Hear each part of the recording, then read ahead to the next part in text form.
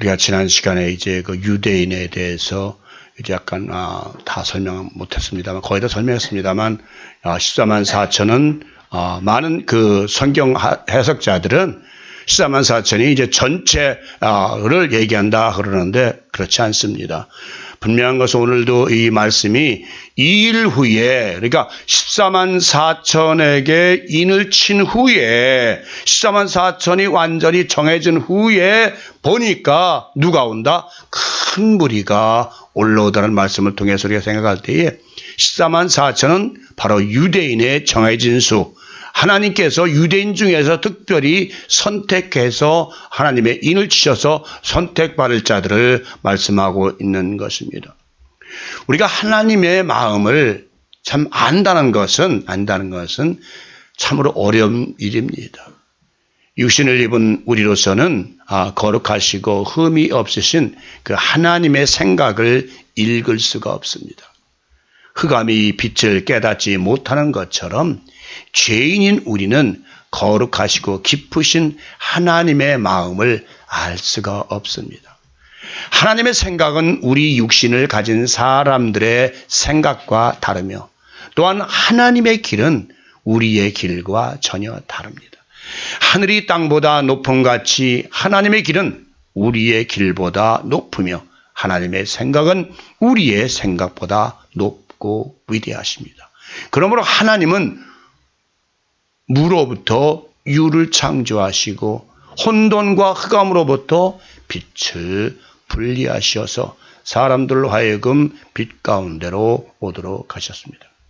아담 한 사람을 만드셔서 모든 인류의 조상이 되게 하셨고, 하나님은 아브라함을 통하여 그 허리에서 나온 이삭을 통하여 야곱과 이스마엘을 나오게 하셨고, 야곱 한 사람을 몸에서 12지파들을 나오게 하셔서 그들을 통하여 강하고 위대한 나라인 이스라엘을 세우셨고, 이스라엘을 통하여 여호와 하나님이 창조하심을 온 세계에 선포하시게 하셨습니다.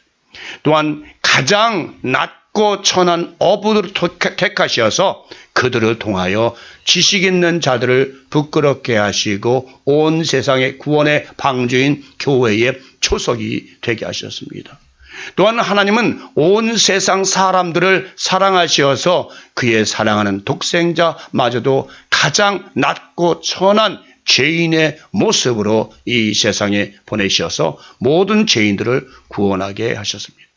또한 하나님은 천한 자들을 드셔서 지위가 높은 자들을 부끄럽게 하시고, 가난한 자들을 드셔서 부한 자들을 부끄럽게 하시면서 하시고, 미련한 자들을 높이 드셔서 세상에 지혜 있는 자들을 부끄럽게 하신 것입니다.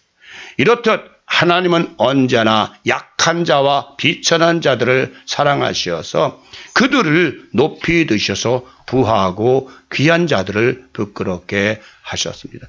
오늘날 많은 사람들이 이제 교회를 다니다 보면 큰 교회, 많은 부자들이 나오는 교회도 있고 우리 교회처럼 가난하고 힘없는 자들이 나오는 교회도 있습니다. 그 많은 부자들, 집이 있는 자들이 나가는 교회, 특히 한국의 소망교회 같은 데는 8만 명, 10만 명이 거의 다 정치인들이 나오죠. 거기 보면 옛날에 대통령 후보도 거기 나가셨고 그러기 때문에 거기 그런다. 그런데 하나님께서 과연 많은 사람들은 그 교회는 축복을 받았나 봐.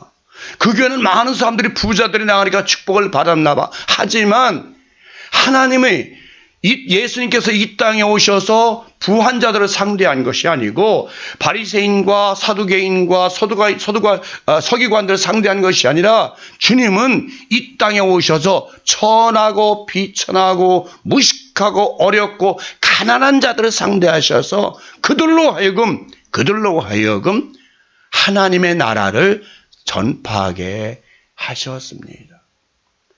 우리가 이 진리를 이렇게 보다 보면 여러분 좀 이건 우리가 기독교와 무관한 얘기 같습니다만 그러나 여러분들에게 말씀드립니다. 우리가 유대교에서 기독교가 나와서 기독교가 뿌리라고 할 수가 있습니다. 그죠? 근데 여러분 잘 보세요. 유대교는 그 자체가 오늘도 제가 우리 교회 빅터 목사님과 그런 얘기를 했습니다만 그분이 그런 얘기를 해요. 자기가 옛날에 농장할 때 소를 양을 말하자면 도살했다는 거예요. 많이 죽였대. 그래서 너 이거 회개해. 그러니까 그건 죄가 아니라는 거예요. 배가 고파서 먹는 거 잡아먹는 건 죄가 아니라고 미국 목사님들이 그런 얘기를 해요. 그러니까 성경에도 분명히 잡아먹으라 그랬으니까 그건 죄가 아니다라는. 그러나 동양의 종교는 어떻습니까? 동양의 종교는 서양 종교는 죽이고 쾌멸하고 파하고. 자 보세요. 유대교도 어떻게 했습니까? 동물들을 잡아 죽여서 그 피로 말미암아 고기로 말미암아 제사를 드렸고, 오늘날 이슬람교 무슬람은 어떻습니까? 한 손엔 코란 한 손에는 칼을 들고 안 믿으면 죽여라. 이것이 서양의 종교 시스템이에요. 그리고 잘 아다시피 옛날 천주 카톨릭서부터 얼마나 많은 사람들이 종교 재판을 통해서 죽임을 당했습니까? 그렇죠. 마지막에는 여러분 잘 아시다시피 유대교는 누굴 죽였어요? 메시아로 자기 민족의 자기 다윗의 뿌리에서 온 예수 그리스도마저도 그들은 죽였어요. 이것이 유대교의 종교예요. 그런데 여러분 아시다시피 불교는 어디서 나왔습니까? 뿌리가 어디입니까? 힌두교입니다. 인도의 힌두교가 불교의 뿌리입니다. 그런데 석가모니가 힌두교에서 나와서, 힌두교는 어떤 게 유대교처럼 양반 계급 종교였어요. 힌두교는 완전히 계급 종교예요. 양반들 계급 있는 사람들만 믿고 천한 사람들은 그 성전에 들어가지 못해요. 유대교도 마찬가지였죠. 여러분 잘 아시다시피 죄인들이 성전에 들어갔어요? 아니요. 서기관과 바리새인과 그 사두개인들만 돈 있는 그 계급 있는 사람만 들어갔어요. 바로 힌두교도 마찬가지. 그런데 예수님께서 이 땅에 오셔서 그 모든 깨버리시고, 아니다. 진리라는 것은 꼭 돈 있고 권력 있는 자들만 누리는 것이 아니라 바로 낮고 천한 어리석고 병들고 연약한 자들에게도 이 복음이 전파되어야 된다는 것이 바로 기독교의 복음이었습니다. 그리고 불교도 보면 석가모니가 힌두교에서 그 양반 계급 종교를 보고서 아니다. 이건 안 된다. 그래서 석가모니가 이제 다시 백성들에게 포교했다. 불교를 거기서는 포교했다 그러죠. 포교했습니다. 그죠? 그런데 여러분 잘 아세요. 유대교는 예수 그리스도를 죽였어요. 근데 힌두교는 안 죽였어요. 이것이 서양 종교와 동양 종교의 틀린 점입니다. 서양 종교는 말 안 들으면 죽이는 거예요. 진리에 합당치 않으면 죽이는 거예요. 이슬람교가 그렇고 옛날 캐톨릭도 얼마나 많은 사람들이 종교 재판에서 죽였습니까? 여러분 그 역사를 보면 완전히 피해 종교입니다. 몇십만을 그냥 종교대 무더기로 죽이고요. 천주교에서 얼마나 많은 사람을 죽였는지 알 수가 없어요. 그런데 동양 종교는 절대로 살생이 없는 것이 동양 종교입니다. 여러분 동양 종교는 벌레 한 마리도 죽이지 말라는 것이, 이것이 서양 종교와 동양 종교의 차이점이에요. 근데 예수님도 이 땅에 오셔서요, 여러분 신약 성경을 통해서 예수님이 소 잡았다는 얘기 들어봤습니까? 예수님이 고기 잡으셨다는 얘기 들어봤어요? 예수님을 통해서 양 잡아서 바쳤다는 얘기 들어봤어요? 없어요. 예수님은 오로지 유월절 잔치에도 양을 잡은 것이 아니라 오로지 떡과 포도주만이 그 자리에 있었다는 것이 성경을 통해서 분명히 이야기가 되고 있어요. 그렇다면 오늘날 많은 사람들이 이야기하는 기독교, 아까도 우리 교회에서 얘기했지만 아니다. 그러면 내가 물어봤어요. 왜 그런데 너희들은 소나 돼지나 양은 잡으면서 개는 죽이지 말라느냐 물어봤어요. 그랬더니 dog had special right. 그 개는 특별한 권리가 있대요. 뭔지 모르겠죠. 그래서 아니, 이게 바로 서양 문화의 차이입니다. 동양 문화와 서양 문화는 이렇게 차이가, 엄격한 차이가 있습니다. 여러분 꼭 아셔야 돼요. 그래서 예수님께서도 이 땅에 오셔서 유대에게 뿌리로 두셨지만 그분도 뭘 잡으라 그랬습니까? 죽이라 그랬습니까? 아니죠. 뭐라 그랬어요? 이제 내가 성전이 되었다. 이제 내가 죽은 자 가운데 살아남으로 말미암아 이제 더 이상은 양이나 염소나 비둘기나 이런 걸 죽이지 말고 온전히 뭐다? 신령과 진정으로 예배드리는 것이 참된 제물이다. 너희들 자신이 우리 자체가 제물이 되어서 하나님께 예배드리는 것이 바로 기독교예요. 오늘날 기독교들도 많은 사람들이 여호와 증인도 있고 뭐 여러 가지 안식일교도 있고 여러 가지 있지만 많은 사람들 종교마다 다 그 차이점이 있어요. 근데 오늘 본문을 통해서 말씀드리는 것도 드리지만 많은 학자들이 지난번에 말씀드렸지만 14만 4천이 여호와 증인에서는 자기들만이 그렇다는 자기들만이 14만 4천에 들어간다고 그래요. 그 다음에 신천지도 자기들만이 14만 4천에 들어간다고 그래요. 모든 사람들이 자기 종교만 자기 믿는 사람들만 14만 4천에 들어간다 그래요. 어리석고 어리석은 얘기예요. 분명히 성경은 유대인 12지파 중에서 12,000 하나님의 정해진 수가 분명히 택함을 받아서 성령으로 인침을 받았다고 그래요. 그 다음에 두 번째 오늘 성경은 오늘 뭐예요? 오늘은 수많은 사람이 이제 흰옷을 입고 어디로 와요? 종려가지를 들고 하나님 보좌와 어린 양 앞에 나와서 무엇을 얘기를 해요? 하나님과 그 어린 양에게 찬송과 영광을 돌리는 그 장면이 오늘 말씀의 주입니다.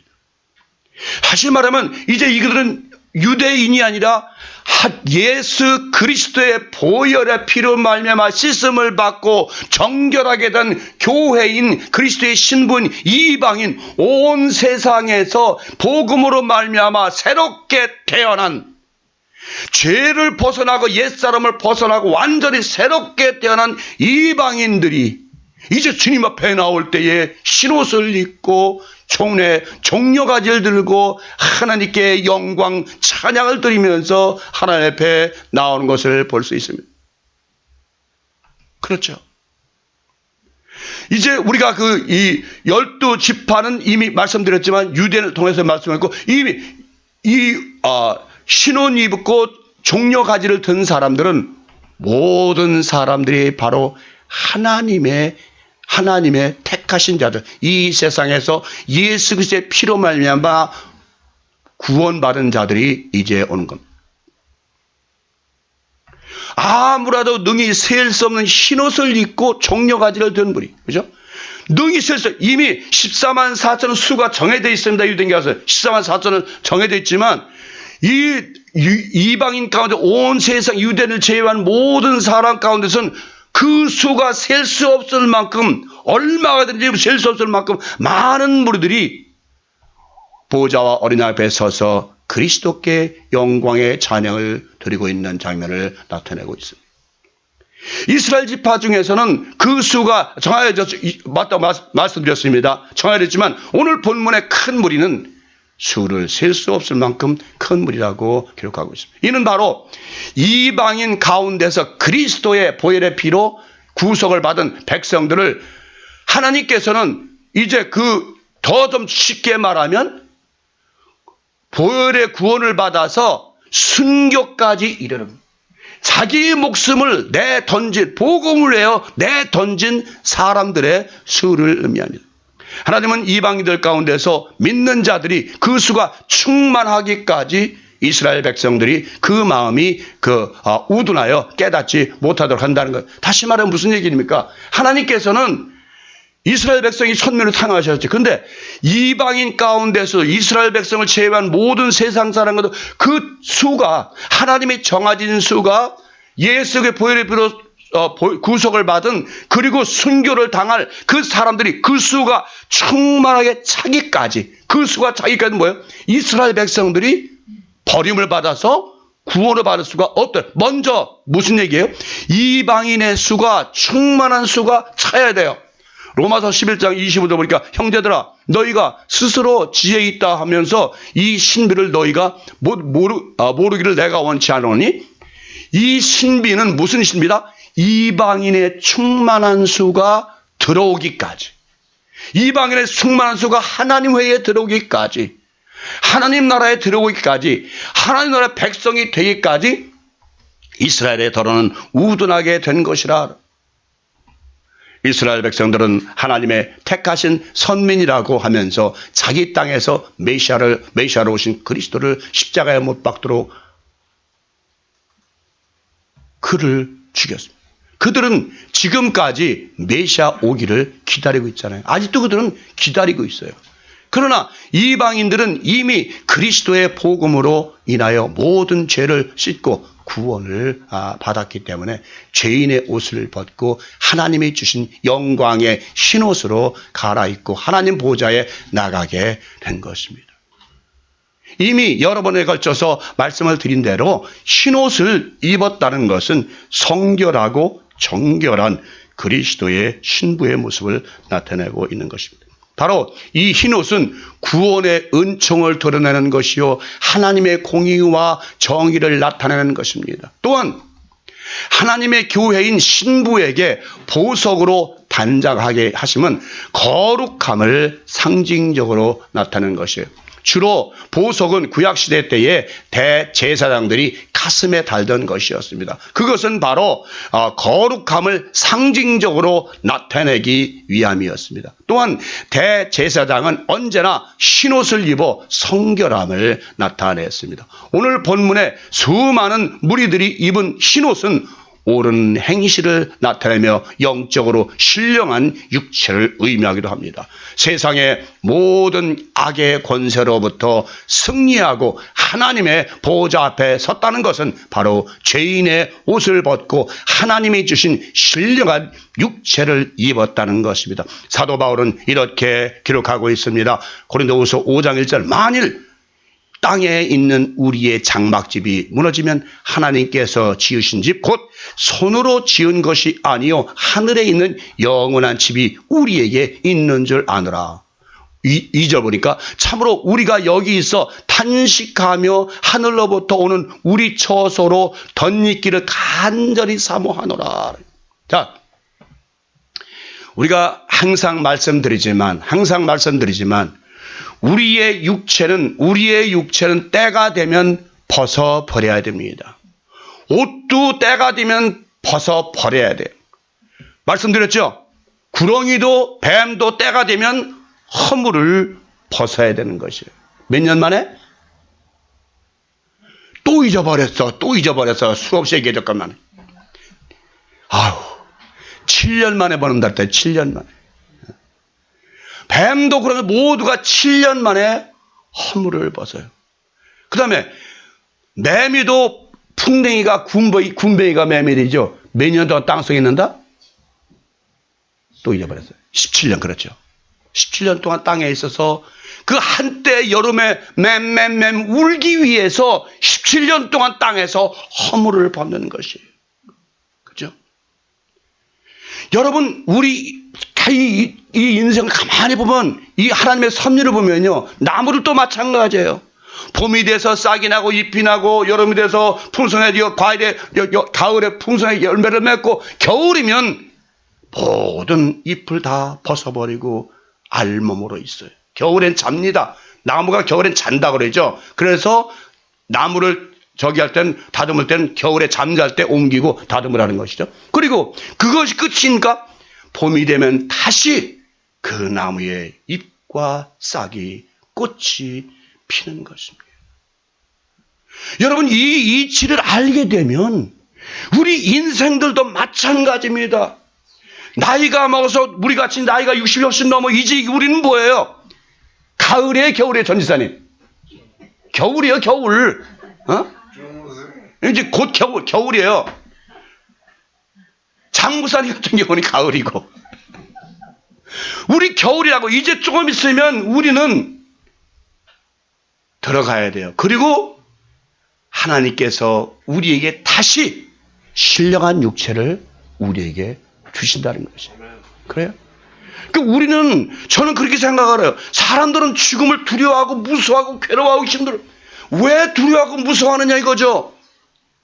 이거보다 더 영원한 신령한 육체로 분명히 주신다고 말씀하셨고, 그 신령한 육체를 입은 많은 사람들이 하나님의 보좌 앞에서 존귀와 영광과 찬송하게 영광을 돌릴지도 하고 얼굴을 땅에 대고 하나님께 찬송하고 밤낮이고 찬송하는 그들이 있잖아요. 하나님의 우리에게 주시는 하늘로부터 오는 처소는 바로 신령한 육체예요. 그렇죠? 예수님께서도 뭐래요? 내가 너희를 위해 가서 처소를 예비하면 이게 집일까요? 아니죠. 우리가 이제 예수님께서 이제는 너희가 내가 성전이야. 내가 성전이야. 우리 자체가 신령한 육체를 덧입게 되면 우리 자체가 바로 하나님의 성전이요, 하나님의 백성이요, 하나님의 교회요, 하나님의 자녀가 되는 것입니다. 이 신령한 육체는 영원한 것이요 절대로 무너지거나 쓰러지지를 않습니다. 또한 이 희다는 것은 바로 빛을 의미하는 것입니다. 이미 말씀을 드린 대로 우리 주님도 변화산상에서 변모하셨을 때 바로 빛과 같이 하얀 옷을 입으신 것을 제자들이 보았다고 기록을 하고 있습니다. 바로 흰 옷은 바로 빛이신 하나님의 모습을 의미하는 것입니다. 그러므로 그리스도의 신부인 교회들은 빛의 갑옷을 입고 하나님 앞과 어린 양 앞에서 밤낮 쉬지 않고 찬송으로 영광을 돌려야 되는 것입니다. 또한 종려가지를 손에 들었다는 것은 바로 모든 환난으로부터 승리를 한 의인들의 영광을 나타내는 것입니다. 종려나무는 승리의 면류관을 의미하기도 합니다. 또한 종려가지를 들었다는 것은 바로 하나님의 뜰 안에서 살게 된다는 것을 의미합니다. 이는 바로 하나님의 궁정에서 영원한 삶을 살 것이라는 상징적인 의미도 되는 것입니다. 또한 종려가지를 들었다는 것은 영원히 늙지 않고 늘 하나님의 빛으로 말미암아 그 삶이 언제나 아름다움을 유지하는 것을 의미하는 저 여러분, 혹시 여러분 스웨덴 보리 읽어보셨습니까? 그 스웨덴 보리 그 책을 여러분들이 아주 명소설이죠. 이제 영적인 소설. 그가 이제 1927년 동안 낙원을 드나들면서 영적인 세계를 그린 것인데, 그 책을 읽어보면 그렇게 돼 있어요. 아주 아름다운 처녀가 있어요. 그래서 당신이 여기 온 지 몇 년 됐습니까? 나는 모릅니다. 수백 년, 수천 년 되는지 무슨 얘기냐면, 그 양반 그 책에서 이런 얘기를 해요. 이 땅에서는 나이가 먹으면 자꾸 늙어가요. 그죠? 이 육신은 나이가 먹을수록 늙어가요. 낙원에서는 어떻다? 나이가 먹으면 먹을수록 자꾸 젊어진다. 이것이 하나님 나라와 이 육신의 땅의 나라와의 반대입니다. 보이지 않는 나라와 눈에 보는 나라와의 차이점이에요. 자, 여러분들이 이제 70, 80, 90대에서 저수산 가면 늙었잖아요. 근데 세월이 가면 갈수록 도로 아름다운 청년과 아름다운 처녀의 모습으로 그 나라에선 변하게 된다는 것을 스웨덴 보리가 기록한 책입니다. 저는 성경에 없으니까 그거는 내가 믿으라고는 안 합니다. 스웨덴 보리가 그렇게 기록하고 있어요. 하나님의 자녀들은 하나님의 보좌, 다시 말하면 의와 공평이 충만한 곳에서 엎드려 하나님께 예배를 드리는 기쁨으로 살아갑니다. 오늘 이 시간 우리는 참 예배의 모습을 생각해 봐야 할 것입니다. 모든 무리들이 하나님께 찬송을 드릴 때 보좌 주위에 서 있던 모든 천사들이 엎드려 얼굴을 땅에 대고 경배하는 모습을 우리는 이 말씀을 통하여 볼 수가 있습니다. 엎드린다는 것은 굴복의 의미를 가지고 있습니다. 우리는 하나님께 언제나 굴복하는 자세로 그분의 발 앞에 엎드려야 합니다. 이 세상에서도 자기보다 높은 어른에게 인사할 때는 고개를 숙이든지 허리를 구부려 인사를 합니다. 하물며 가장 높고 영광스럽고 위대하신 하나님께 경배를 드리는데 서서 드릴 수는 없는 것입니다. 이게 요즘에는 그런 게 없어졌죠. 옛날에는 저도 이제 맹학교 다녔으니까 맹학교 다니다가 처럼 이제 방학 때 가요. 이제 시골에 가요. 그러면 이제 절하는 걸 잊어버려서 옛날에는 꼭 어른들한테 우리 남짓 사람들 계시지만 꼭 절했어요. 그러니까 어른을 보면 그냥 안녕하세요 이러는 것이 아니라 엎드려서 아주 땅에 대고 고개를 땅에 딱 절을 했다고요. 제가 그러다 한번 큰 실수를 한 일 있잖아요. 눈이 안 보이니까 우리 할머니가 냅다 화롯불을 앞에 놓은 걸 모르고 그냥 절하다가 이 맞박을 화로에다 탁 부딪혔잖아요. 어? 그러니까 옛날에는 어른들 앞에는 반드시 절을 했어야 돼요. 근데 지금은 절해 안 해요. 안 해요. 고개는 까딱가 해야 해요. 안 해요. 말로만 안녕하세요? 이거요. 그러니까 오늘날 젊은이들이 아까도 얘기했지만 아까 우리 전입사님이 맞으며 자랐다. 우리 애들은 아까 뭐 혁들이 팬 거 너무 맞죠. 그거는요. 어떻게 애들 혁들이 팹니까? 혁들이 때렸다라는데 우리들은 맞으며 자랐어요. 어른들한테. 근데 지금은 때려요, 못 때려? 때리면 미국에서 고소해요. 큰일 나요. 제가 옛날에 어느 집에 잠깐 새로 살았었는데 그 아버지가 아들을 좀 때려서니까 아버지 쏘할까? 고발할까? 저를 냅둬서 우리가 말리고 결국은 못하게 했지만 요즘 젊은이들 때리면 쏘할 거야. 고발할 거야. 이것이 젊은이들 삶이에요. 그러니 우리가 성경을 지금 얘기해봤자 그들한테 진리를 얘기해봤자 그들이 뭘 들었겠습니까? 이미 그들에게서 모든 예의는 떠나가고 도덕 윤리는 다 떠나갔어요. 지금 한국에도 도덕 시간이 없어요. 우리 고등학교 때는요 도덕 시간이 있었고요 윤리 시간이 있었어요. 지금 그렇게 다 없어졌어요. 그러니 여러분들이 자녀들을 무슨 수로 교육을 시킨단 말입니까? 우리는 그분 앞에 하나님 앞에 굴복하는 자세로 언제나 엎드려 경배를 드려야 한다는 것입니다. 얼굴을 땅에 닿을 만큼 엎드린다는 것은 죄인임을 자백하는 자세인 것입니다. 우리가 회개할 때도 그래요. 엎드려서 정말 눈물을 흘리면서 천석해 고해야 되는데 그냥 앉아가지고 의자 떠가지고 하나님 우리의 죄를 용서하시고 우리의 잘못을 용서하시고 여러분들이 부모들 앞에 가서 잘못을 신고할 때 얘기할 때도 가만히 있어 아버지 잘못했어요. 그게 돼요? 여러분 하나님 앞에 엎드려 회개하고 자박할 때는 엎드려 얼굴을 땅에 대고 눈물을 흘리면서 주님 앞에 간절한 마음으로 회개하는 심령들이 되시길 바랍니다. 죄인들은 하나님 앞에서 얼굴을 들 수가 없는 것입니다.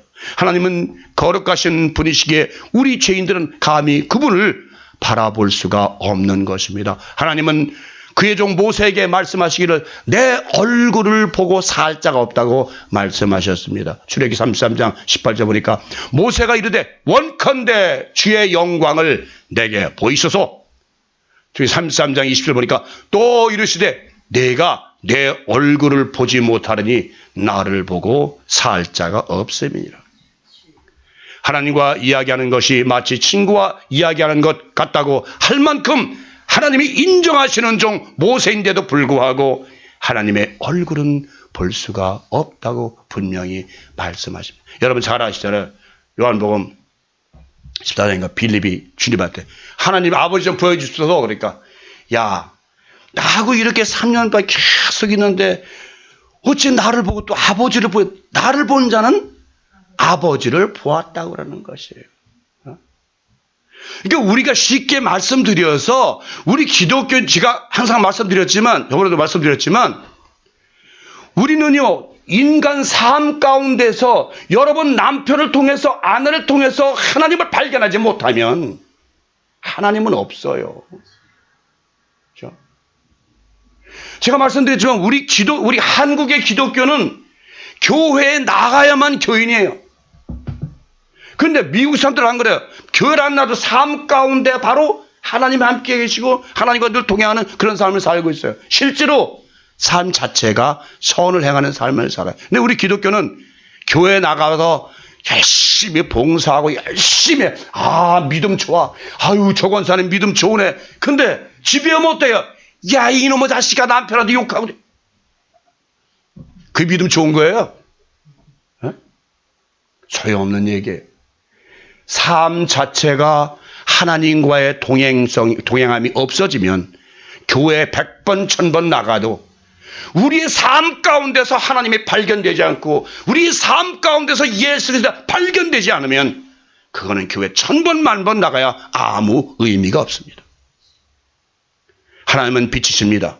우리 주님의 참모습 역시 빛이셨습니다. 그러므로 우리는 참 빛이신 하나님을 볼 수가 없는 것입니다. 그러므로 하나님의 아들이신 예수께서 자신을 육신을 입으시고 이 세상에 오신 것입니다. 하나님의 참모습을 보고 살 사람들이 없기 때문에 그리스도께서는 이 세상에 죄 있는 육신의 모양으로 오셔서 죄인들과 함께 동고동락하며 사셨던 것입니다. 천사와 함께 찬양을 마치자 장로 중 한 사람이 요한에게 묻습니다. 시간이 많이 됐군요. 이 흰옷을 입은 사람들이 어디로부터 왔는지 아느냐고 묻습니다. 여기까지만 하겠습니다. 그러자 저는 모르지만 당신은 아실 것이니 말씀하여 주십소서라고 말했던 것입니다.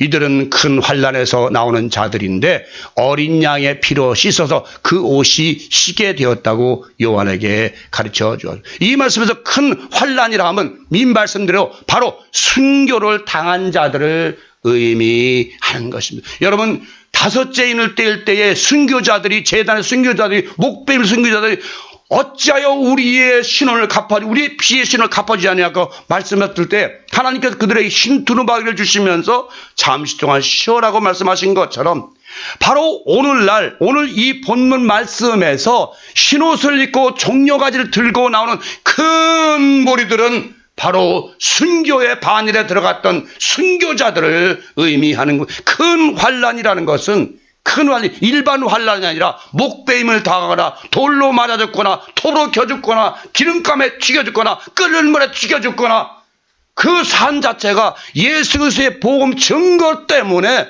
그 삶이 목베임을 당하고 생으로 순교를 당한 그 사람들이 바로 끝까지 믿음의 끝까지 승리함으로 말미암아 손에 종려가지를 들고 하나님 보좌 앞에 어느냐서 찬양하세 찬양으로 하나님께 영광 돌리며 하나님 앞에 보좌 앞에서 하나님께 찬양 영광 돌리는 그 모습을 지금 말씀하고 있는 것입니다.